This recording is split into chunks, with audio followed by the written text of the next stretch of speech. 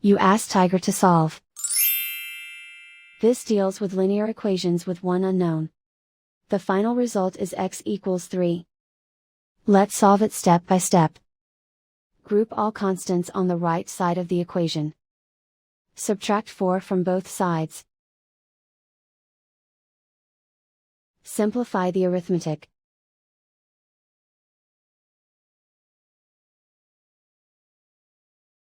Isolate the x. Divide both sides by 3. Simplify the fraction. Find the greatest common factor of the numerator and denominator. Factor out and cancel the greatest common factor. And so the final result is x equals 3.